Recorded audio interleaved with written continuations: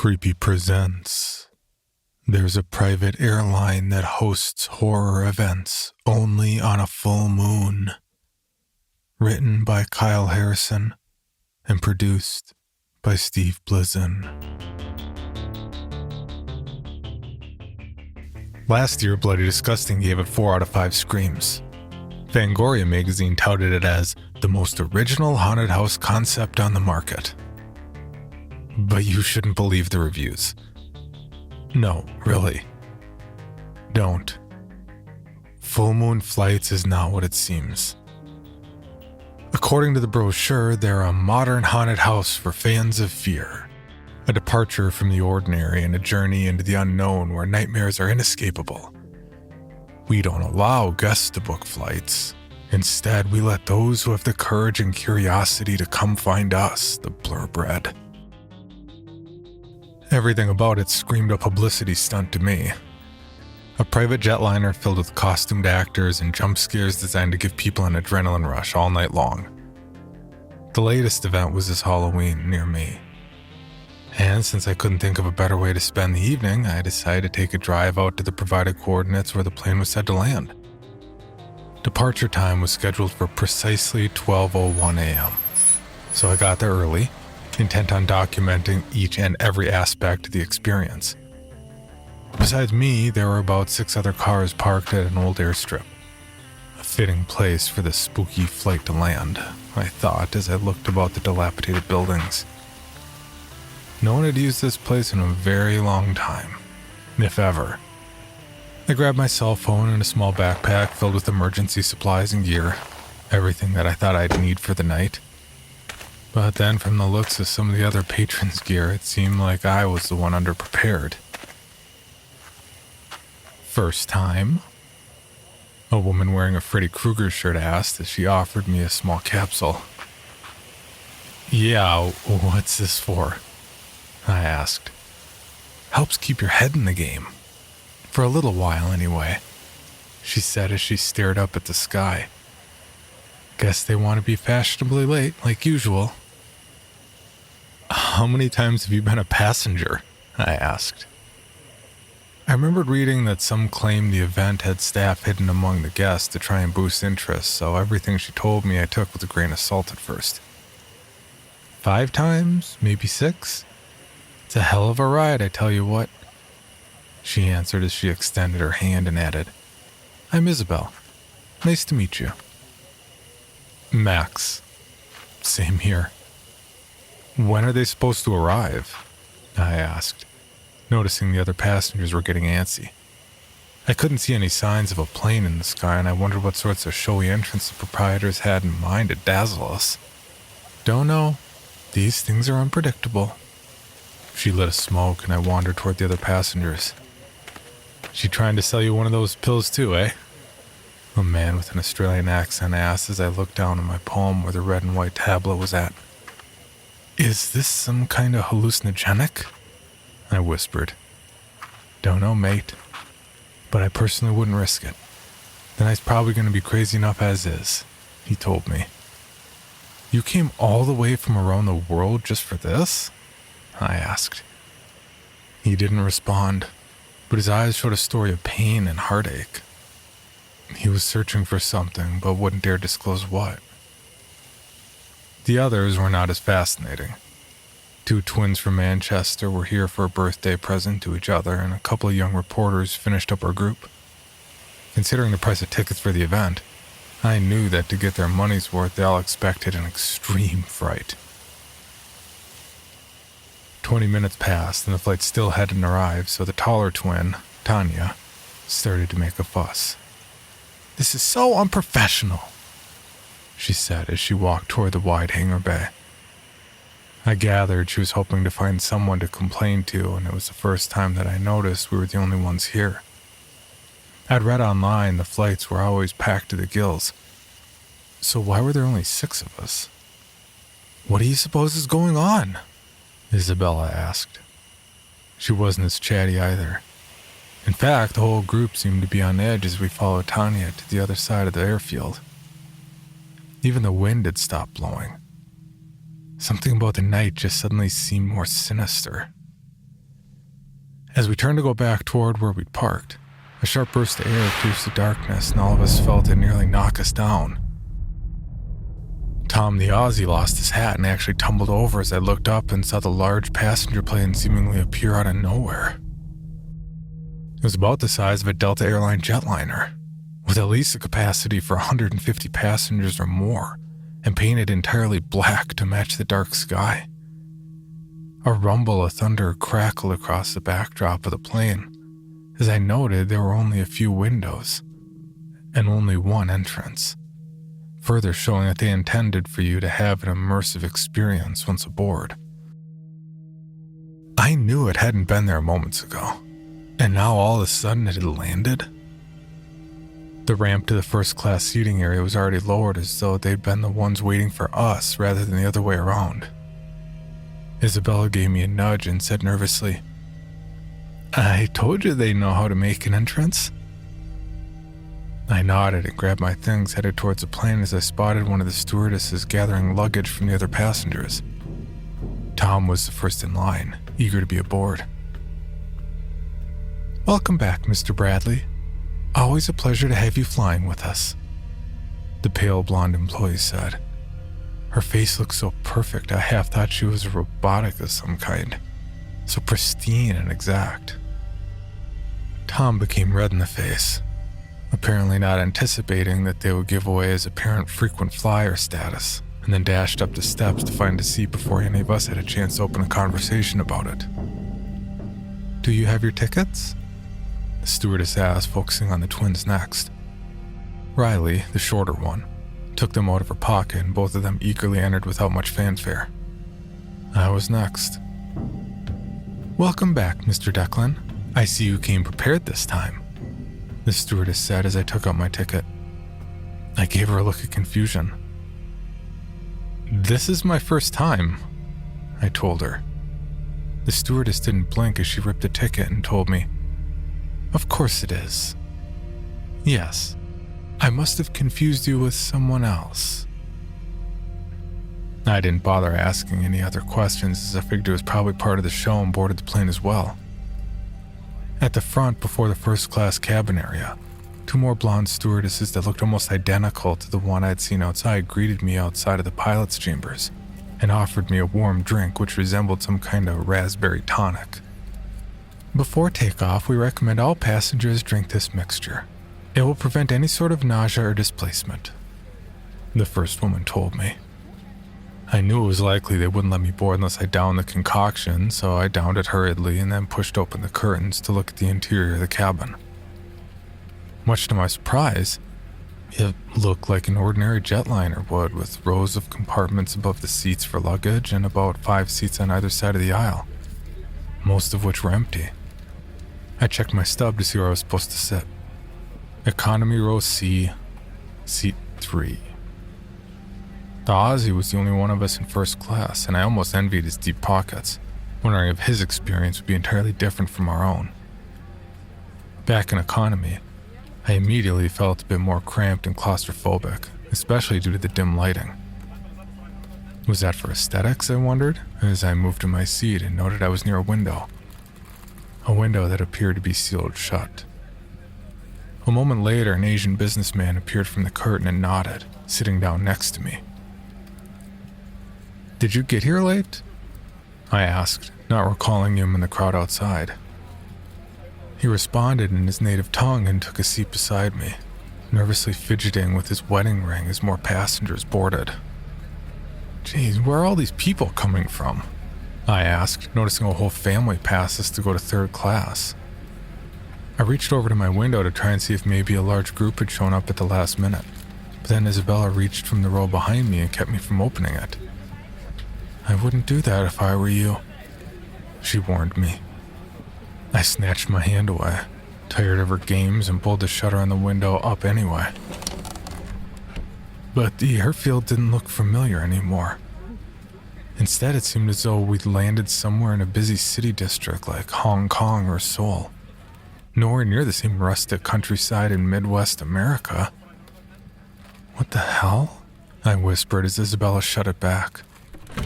"We're about to take off, and trust me, you want these closed. she warned. This time I decided to listen. Another stewardess appeared near the front of the cabin and grabbed a small speaker connected to the compartment beside her to give us a few guidelines. I couldn't help but to notice how the plane was seemingly packed full of people. Good evening. On behalf of all of us here at Full Moon Flights, we want to thank you again for joining us on this amazing journey. The captain has turned on the fasten seatbelt sign at this time as we go over a few instructions in the event of an emergency, she said in a sing-song voice. Honestly, she seemed a bit too chipper given the information she next presented. As you might have noticed during your arrival, there are no emergency exits or equipment aboard the flight. We've optimized the cabin to be entirely for the experience into the unknown. That being said, should we encounter any unanticipated turbulence, we ask all passengers to remain seated. The safest bet for us to reach our destination will be your full cooperation in these circumstances. I couldn't believe what I was hearing, especially how dangerous it sounded. I heard one man behind me cuss profusely as the stewardess next explained there was no emergency oxygen on the airliner either. Rest assured that what you will be dealing with tonight will take your breath away. But if you can face it, you will get to your destination as intended, she said as she finished her announcement and then disappeared to the front of the plane. Something about the way she spoke made me very uneasy. Her choice of words felt intentionally vague. A clamor of gossip stirred as we all wondered what the hell we'd signed up for. This must be just to get us nervous, a young girl said a few rows up. I heard they intentionally make this intense before the show starts, another man said. It made me a little calmer to hear these rumors swirl about, but I still had no idea what to expect. Behind me, Isabella squeezed my shoulder and muttered, "Buckle up, Max." I obeyed her and listened as a new voice came over the intercom. This one was gruff and sounded distorted, almost inhuman. This is your captain speaking. We're T-minus 3 minutes to take off. I'm not sure why, but the succinct way he spoke, coupled with the way my stomach was twisting into a knot, made me very uneasy. There was no turning back. No escape, I realized. Then the plane began to move. Instinctively, I gripped the seat cushion as I felt the engines begin to roar and the plane shake and pick up speed. The Asian businessman next to me did the same, closing his eyes and seemingly chanting. Was he praying? I could hear the wheels skid against the runway and the noise grow louder as I was pushed into the seat a bit by the thrust of the engines. Then we began to ascend. The roar got louder as I looked about at some of the other passengers to see their reaction. Some were grabbing bags to puke in, clearly new flyers, while others were excitedly counting the seconds as we kept going higher. I wasn't sure which category I fit in, but I was ready for the flight to stop its rush into the heavens. The plane shook again as we reached what I assumed was highest altitude, and the light above my seat told me I could move about the cabin freely. Immediately I turned to Isabella to get some clear understanding of what to expect, only to find she'd already unbuckled and left to the third-class cabin. I sighed in frustration, trying to get the attention of a stewardess. But the women were now standing toward the front, like statues, unblinking and looking on toward us. It was bizarre, but exactly what I expected for this sort of thing. I took a few breaths and calmed down, reminding myself that I should be trying to enjoy the experience as I saw the curtain behind the stewardesses open, and a woman wearing a geisha dress and kabuki mask enter, dancing amid the aisle toward my row. Immediately, the Asian man next to me tensed up. I saw his face had a look of panic. Was this someone he knew? Had the flight personnel secretly allowed them to board? Was he in danger? The woman got closer and then bowed respectfully toward me, clearly wanting to sit beside the businessman. I'm not sure why, but I felt obliged to let her in and moved out toward the aisle. The businessman started to shout something in alarm and tried to unbuckle. Then the woman straddled his lap. It almost looked like she wanted to make out with him as I watched her gently touch his face. He started to shout louder, and I watched as the woman leaned in for a kiss. Someone squeezed my shoulder again, and I turned to see Isabella standing there. "Come with me," she ordered. I half wanted to see what would happen to the man I was sitting beside, but still obeyed. Clearly, she knew more about this flight than me. As we entered third class, I found myself taking a moment to adjust to the darkness in the room. There weren't any windows back here, and the only dim lighting was coming from the screens on the back of each of the seats. Miniature flat-screen televisions that all the passengers were glued to like zombies. "What is this?" I whispered, worried that our voices would break some of them from their trance. "I believe they're doing something to them. Brainwashing, or something. I'm not sure. I was hoping you could help me get into the luggage compartment overhead," she said as we made it to the middle of the aisle. I noticed that the expressions on the people's faces seemed contorted with terror or dread, as though whatever they were watching were driving them mad. "Sure, but before I do that, you need to be honest with me. Why are we really here?" I asked. Isabella bit her lip and glanced toward the door. "We don't have time for that. The stewardesses will be here any moment. Can you break this open or not?" I huffed and looked at the lock, realizing that I actually did have something that could open it up. "Yeah, sure. Let me go back to my luggage." Isabella told me to hurry as I returned to economy class and saw the stewardesses were now removing something from the seat near me. It looked like the shriveled up remains of the businessman. It looked like a corpse. "Mr. Declan, your in-flight movie is about to start," the first stewardess said, and I noticed that now there was a mini TV front on my seat as well. Had that always been there?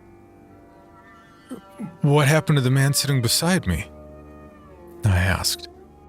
I now noticed there seemed to be red dark stains on the seat. Blood. "It's best if you keep your journey to yourself and not worry about others," the stewardess said with a pleasant smile.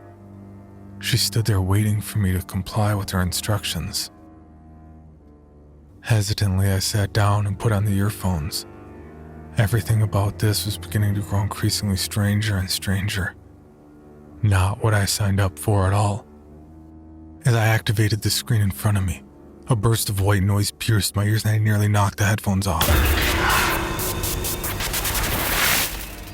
Then crashing waves filled the screen and I froze. What I was seeing didn't seem possible. It was showing me memories from my time as a child near the beach. Memories I've never shared with anyone. I watched in amazement as I saw my own mother in the waves. This was the moment that she'd taken her own life, I thought. A secret that I wanted to take to my grave. How could this flight know? The noise got louder as I heard whispers amid the waves. Something was speaking to me, telling me its own secrets. Chills ran down my spine as every moment played out exactly as I remembered it. My mother was just walking into the water, unconcerned with my cries as waves crashed over her body. The whispers got louder. It sounded just like her. "Join me," it croaked. Then shots rang out amid the cabin. I jolted back to reality and saw Tom entering economy class waving a pistol about. The stewardess was his victim. Her lifeless body sprawled on the aisle in front of me, except there was no blood. She just looked like a mannequin now. "What the hell, man?" I shouted, standing up as he neared my seat. "Don't let him harvest you, Max. You're too good for that. We can make it through this together, but you gotta help me out, you hear?" he said. Other passengers were screaming as he waved the gun around, warning them to stay back. "What the hell's wrong with you? They're frightened of you!" I shouted. "That's exactly what they want you to think. Now take me to that stupid chick you talked to earlier, the frequent flyer," he ordered. I raised my hands up defensively and we walked toward their class. Look, whatever you think this is, it's not. These are just actors. I told him as we entered the dark room. Even when I said that, I didn't fully believe it. Something deep in the pit of my stomach told me that none of this was normal. I planned to use a sudden shift in light to take advantage of him, but I never made it that far. Instead, the entire plane started to shake due to turbulence and he lost the gun. It slid across the floor as he fell on me, and I shouted to Isabel to find it. She obeyed, and I turned to punch Tom straight in the jaw as the lights of the cabin began to flicker. Then all the passengers around us started to convulse and go into shock, seemingly given a stroke due to the sudden loss of power. Amid the chaos, somehow Isabella found the weapon and aimed it toward me. Tom had already produced a knife, and I shouted for her to shoot him. Instead, she aimed at the luggage compartment over our heads. A single bullet caused the lock to blast off, and several small bags fell, causing Tom's knife to become lodged in my shoulder. Shit! I said as I looked across at some of the passengers, begging them to help. Instead, they were beginning to attack each other. One man was mauling out his son's eyes and eating them. A woman was digging straight into her face, trying to rip skin off. And two children were smashing each other in the stomach constantly with sharp forks. Any hope I had that this was all an act died at that moment. Isabella scrambled to search amid the bags as Tom got his bearings. Then she found what she was looking for. It looked like a small briefcase. "Don't!" Tom shouted. I frowned, trying to figure out what the hell was happening as she put in the correct key code and the latches unbolted. Inside there were 6 syringes filled with glowing yellow serum. She grabbed one and rushed toward the Aussie. I crawled out of the way and into one of the seats as she lunged and pierced his neck, forcing the needle all the way in. I saw Tom's eyes dilate and then go completely black. Then he fell to the floor unconscious. I snatched up his knife just in case things got crazier from here. It was a smart call. Before I got a chance to even ask Isabella what the hell she was doing, she was through the curtain to economy class.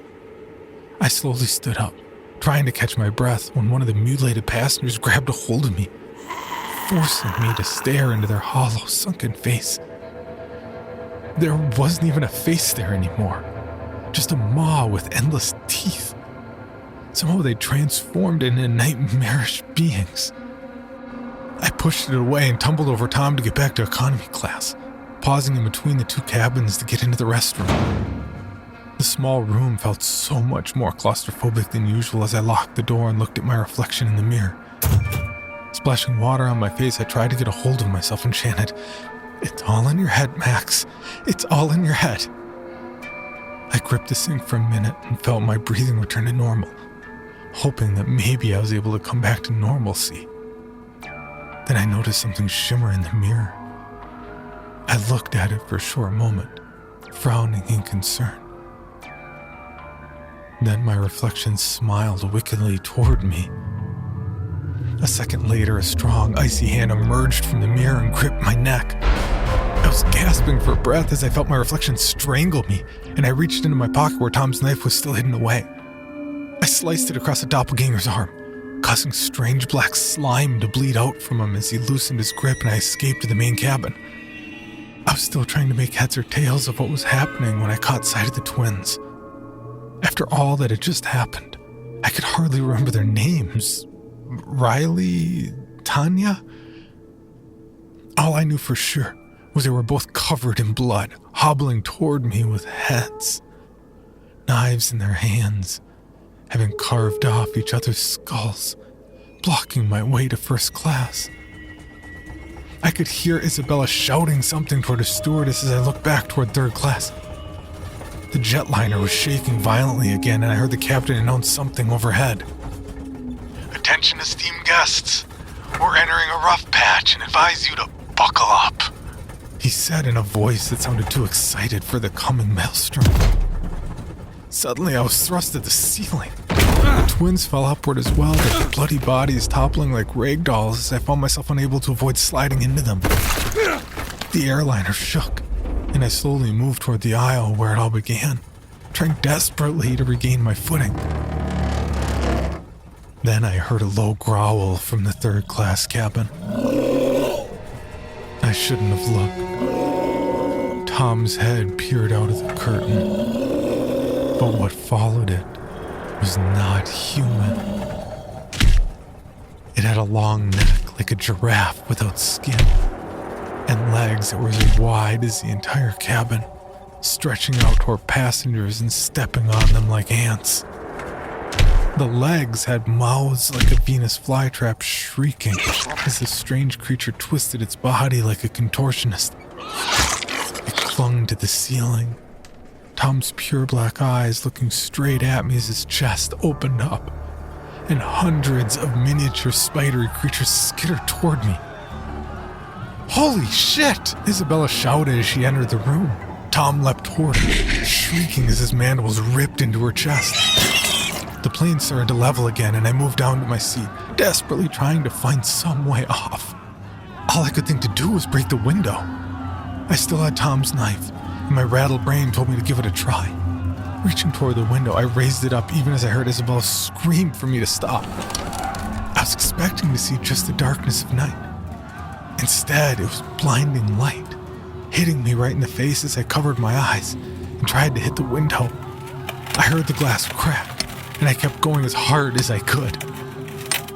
Suddenly, the screams in the cabin were replaced with a roar of a void.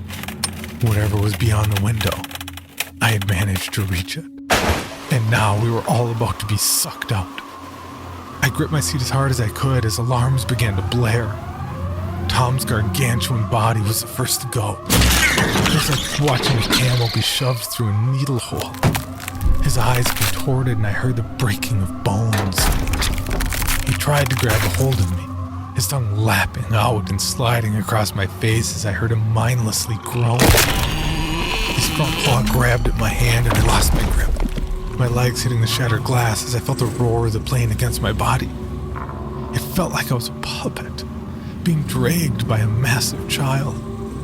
I was gripping the window, looking toward the heavens. I can't describe the impossible things I saw in that sky. This was not our Earth, not our reality. It was a kaleidoscope of universes crashing into one another, exploding in rainbows of colors that I couldn't comprehend. From the endless ethereal streaks of light and dark, massive tentacles wrapped around the plane like vines, suffocating it. I could see something just beyond the horizon. A maw. The jaws of eternal damnation themselves, ready to swallow me whole. Isabella reached out of the window to grab my hand and struggled to pull me in. I was lost in the gaze of the eyes of the demonic entity that awaited us. As soon as I was inside, I saw that she had another serum prepared. This time for me.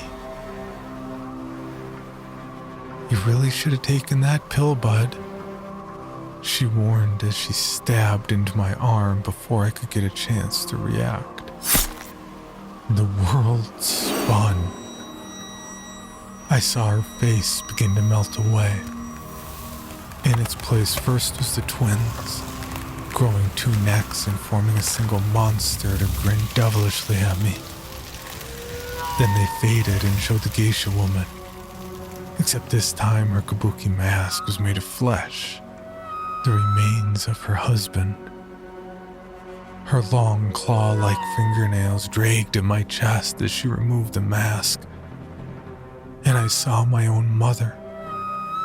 Her lifeless eyes locked me with my own as I fell into an ocean of sleep. I can't remember what happened next. It felt like I was having an out-of-body experience. I was above the plane now, watching as the tentacles of the monster crushed it and swallowed it whole. The shrieks of passengers. Not just hundreds, but millions from all across reality, being fed into this hungry monster's jaws. Then I was back in my seat, The unfasten your seatbelt sign flashed on and I gripped my cushion, looking toward the Asian businessman who was now seemingly alive. How was I alive? I looked down at my arm, rubbing the place where Isabella had injected me. It still felt sore. This hadn't been a dream. I realized as I looked around the cabin. The overhead intercom came on again. Attention passengers. We're about to arrive at our destination. Please remain seated to enjoy the full experience. I felt a squeeze on my shoulder and then Isabella whispered into my ear, "Everything you just experienced was real. It just hasn't happened here yet. You need to find Tom and get off this flight. Now." I was about to turn to her when she squeezed my sore spot harder and snapped at me. "Don't look back. Don't hesitate. Just run." Then she passed me a gun. Was it the same one that Tom had used before? I wasn't sure. My heart started pumping fast as I unbuckled and moved toward first class. The stewardess were there blocking my way. For some reason, I knew they would try to stop me, so I swung the hammer of the weapon straight forward toward the left one. The two of them slammed into each other and it sounded like two dummies collapsing against one another in a storm. I pushed past them to enter the first class seating area. Most of the passengers here were rich upper class, just like any other normal flight. But as I moved down the aisle, I couldn't help but notice the color was drained from their faces. They were trapped in their seats, unable to move. I reached toward one man to try and wake him and his skin became as brittle as ash. "They are husks," a voice said in front of me. I turned and looked to see a man standing there wearing a pilot uniform, but nothing about him made me feel that he was human. He might have once been, but now all that remained was this memory. "What are you doing to them?" I asked, my voice trembling as I searched the cabin for Tom. Isabella's warning was ringing in my head, but I still needed to know more. "Only what they signed up for. What you've already experienced. You've cheated, Max. Seen the end of the journey and managed to make it back. But it doesn't matter. The fear we can harvest from your soul is endless. You will never truly leave this flight," he said, taking a step toward me. I clenched my fist and cocked the weapon toward him, letting loose a few rounds into his body. It didn't deter the specter. I'm not even sure why I tried after all I'd seen. But it did grab Tom's attention. He stood up and moved towards me. "What are you doing, man? Do you want to get us both killed?" he shouted. I looked toward the gun. My hands were shaking as I saw a scar was beginning to form on my arm. How had it gotten there? "I think we might already be dead," I said, passing him the weapon. The ghost pilot was gone temporarily, but Tom warned it wouldn't matter. "God, my head hurts.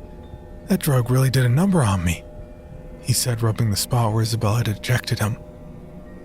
"How is any of this possible?" I said, my mouth dry as he led me back through economy class.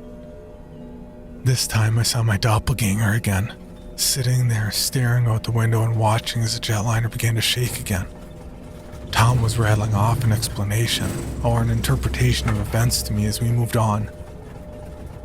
From what I understand, the plane moves beyond the realm of space and time that we know, past the horizon into a new endless dimension, one where pure chaos is born. The people, if they are that who run this contraption, they're feeding a creature, trying to birth it into reality. This reality that we know of. It's growing stronger, Max.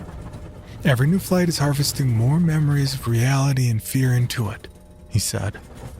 We were almost at the back of the plane now. No one had stopped us.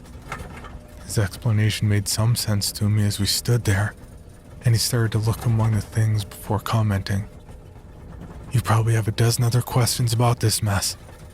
Like how I know all this and why Isabella, if that is her real name, is helping us. I don't know. I came on board for my wife. She boarded a flight 3 years ago, and I'm gonna find her." He paused and passed me the weapon along with a parachute. "But this isn't how your journey ends, Max. You've got a chance to get out. Warn the world if you can. Just don't worry about me. If your wife is trapped here, you'll need to give her the serum that we both took." He nodded, nodding me adieu as he left to search the plane. The luggage compartment was oddly silent as the jetliner shook again, and I put on the backpack. I slowly walked toward the back of the plane, near to where the landing gear was stored. It would be the safest place to jump, I realized. I crouched down and gently kicked at the shutters beneath the gear, wondering how strong they were. Then I heard a faint whisper. Someone was there with me. I instinctively jolted up and cocked the weapon. "Show yourself!" From amid the luggage, I saw a shadow move and slither toward me. Eventually, it formed a shape. The ghost pilot? No. It was a doppelganger of my own mother, I realized. "Don't come any closer," I warned her. Her eyes looked so watery and full of pain. "Max, it's me. I'm real. This is real. All of it," she whispered to me. "It can't be.